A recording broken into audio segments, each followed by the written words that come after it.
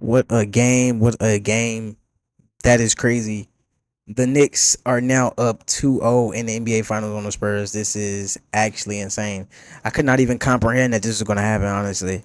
When the Spurs made the finals, or whoever came out the Spurs of the OKC series, everybody said that the Knicks were going to lose the next round. Everybody said that the Knicks were going to lose in the finals. Everybody said that the West is clearly more dominant than the East. The East isn't on nothing, and the West and people are saying that the East should be obliterated. We should just get rid of all the conferences because the East can't compete with the West and all that.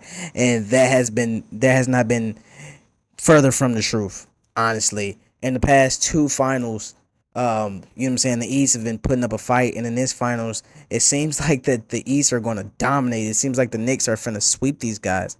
This is actually crazy. Last year's finals, Pacers went 7 games with OKC, and a lot of people say they shouldn't have got that far, and they honestly put down OKC more than they praised the Pacers for even, you know what I'm saying, pushing it that far. They were a great team, and basically I'm saying that the East is just truly a great conference too.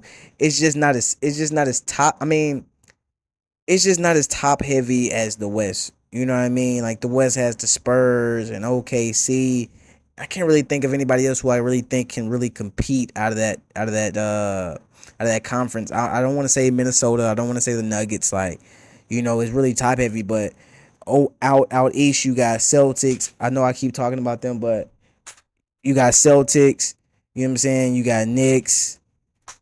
You just got all these teams. The Pacers are coming back next year. I mean, I know the Celtics blew a 3-1 lead, but still, these guys are going to come back better than ever next year, and they're going to come back and be a contender, I believe. So, you got all these teams, these good teams in the East, and it's honestly getting crazy.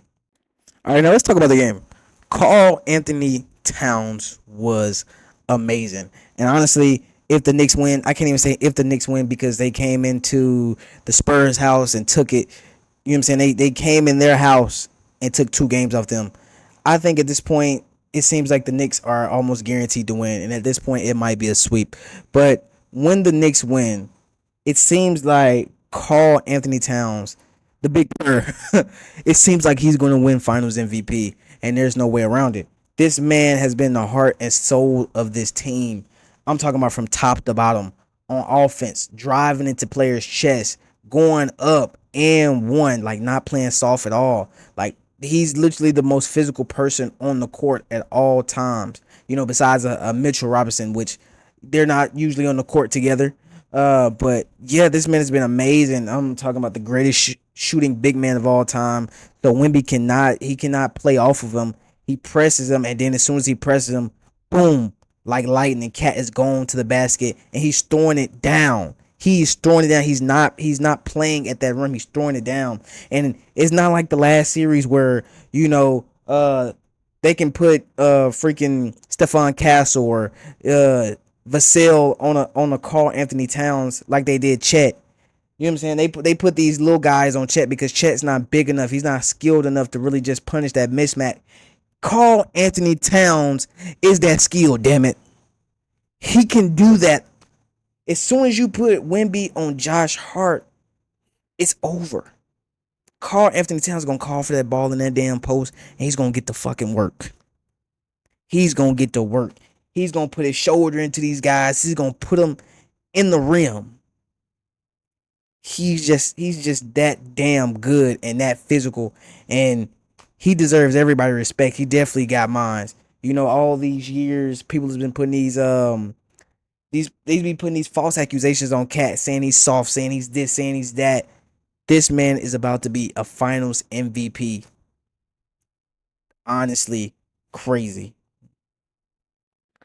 Also, something that I have to say is the fact that the Knicks are just being this good without Jalen Brunson being at his absolute best. This game, Jalen Brunson had 20 points, 5 rebounds, 6 assists on 7 of 25 shooting.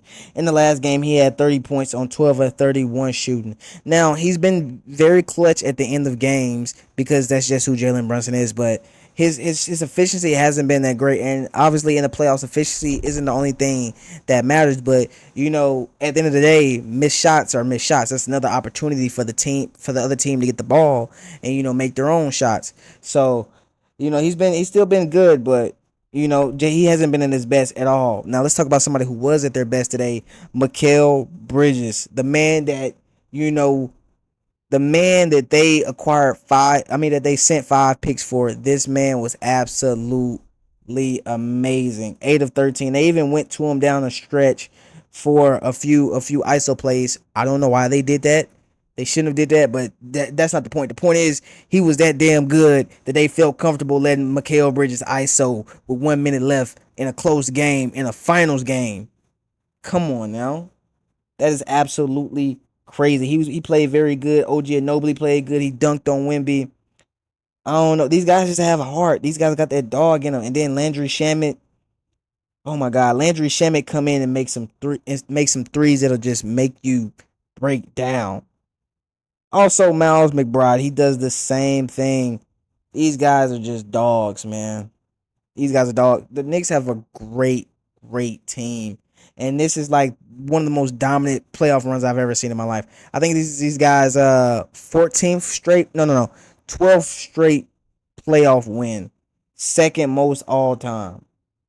I think these guys 8th straight road win or something. Like these guys are really, this is one of the most dominant playoff runs I've ever seen in my life. This is actually crazy. We thought they were doing this because the East was weak. No. These guys are just really that damn good. They're really that damn good. But anyway, let's get on to the Spurs. It was a good effort by them because they was down. They was down going into the third quarter, but they fall back. They fall back, and they made it a good game. At one point, I thought they were going to win the game. I think at the down the stretch, they caused a turnover. Wemby got the ball, and he got an and one, and then they got up, and it was only a few seconds left in the game. I'm thinking they were going to win, but then Jalen Brunson comes down, he misses a shot, and Wemby makes this bonehead play that honestly cost him the game. He gets the rebound, and Stephon Castle's he's just going up the court, and he's not even looking. Wemby passes him the ball without even thinking, and boom, now Brunson gets it. Now, you know what I'm saying? Now, now the game's pretty much over, and that was a really crazy play. But this is Wemby showing his youth, basically. This is still these guys' first playoff run. I know we forget that because they made it to the finals this early. They had 60 wins. They beat the defending champs. This is still his first playoff run. Sometimes you make mistakes like that. I always say most champions, eventual champions, they gotta take their licks. They gotta take their licks they gotta take their licks. Like 50 Cent said, sunny days ain't what that man say? Sunny days ain't good if it wasn't for rain. Something like that. Oh, my bad, my bad. Sunny days wouldn't be special if it wasn't for rain. Basically, you know, you got to take your lumps. You got to take your lumps. All these championship teams, they've lost before they got into this special point. The Knicks, they've lost the past 2-3 years. They lost to the Heat. They lost to another team. Pacers. So it might just not be their year, and that's okay. These guys still got a bright future ahead of them because I just don't see how they go into MSG and win those 2 games. MSG is very loud. It's very loud. It's very monumental. I just don't see how they go in there and do it. It's going to take a master class from Wimby to really win those games. And Wimby hasn't been playing that great in the finals. He didn't play very good first game. He wasn't playing this good in the first half, but in the second half he was dominant. I think he had like 21 in the second half, so he had 29 points. I think he had like 21 of his 29 in the second half. So he was really killing in the second half and almost won the game until he made that rookie mistake at the end.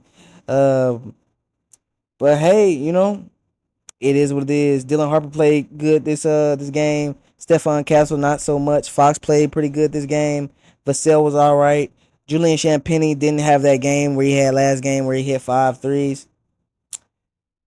I I honestly don't know what the Spurs can do to get their momentum back and win this series. I feel like they've been punked.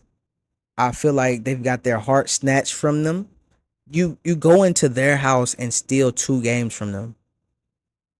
Like how, and this is their first time in the playoffs. How, I don't know. We're gonna have to see some big changes in Game 3. If these guys can come into Game 3 and Game 4 and beat MSG, that's really gonna say something about this team. But that's a very tall task. That's a very tall task. But let's see if they could do it. Oh my God, let's see if they can do it. Very excited for Game 3. Oh my God, what adjustments do you guys think that the Spurs can be able to do to beat the Knicks in Game 3 in MSG? Let me know down in the comments. Oh my God, I can't wait for Game 3. All right, you guys have a great night.